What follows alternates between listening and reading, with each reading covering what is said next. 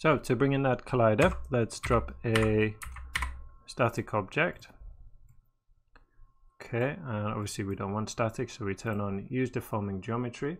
And for the collisions, we're going to be using solid default, which in terms of vellum will be surface collisions, right? So you can leave it on that, but just to be sure, we'll leave it on surface collisions. Merge this in with our ground plane, okay, and yeah, to bring it in, so we need to come up to the subpath, okay, and we'll use a little expression here. You can either just go ahead and find, we haven't made a null, but we can use this expression here.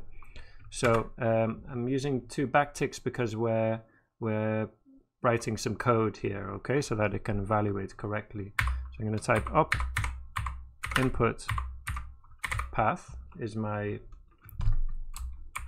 expression, okay, and so that's going to look for the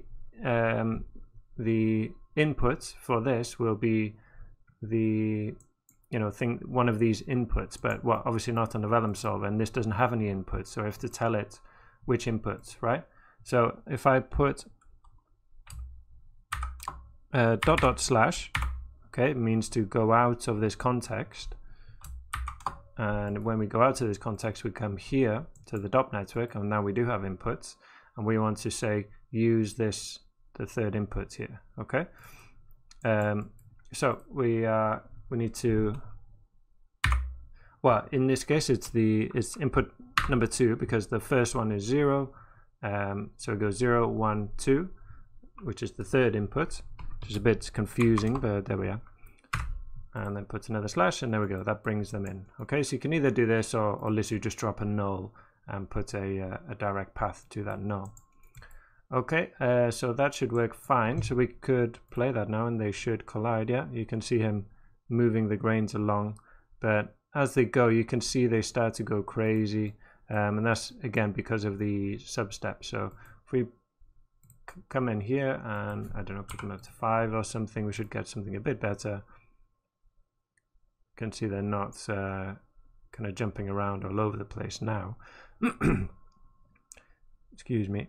What I'm also going to do is if we come in here into the advanced tab and then look at the grains collision here, okay, we've got a few different attribute variables that you can change in here, but the one that's very important for us is this attraction weight, okay, and that's how much the grains will try to stick together. And basically you can think of it as kind of like clumping. How much clumping do you want? How much do you want it to be like dry dust or sand or soil, or do you want it to be like wet and clumpy and sticking together? So we could just do a quick test, maybe push this to 1 or I don't know, we'll push it really high and see if we can see the effect of that. You can see it's all coming together now. I've probably got it too high, that's why it's jumping all over the place. Just try 2. So you can see it's trying to stay together. Look at the foot there, you can see it's clumping and holding together. And you get these kind of weird formations. Okay, so we're playing with this value to we'll dial in our look there. Cool. Okay, so we'll have a go at playing with that in the next video.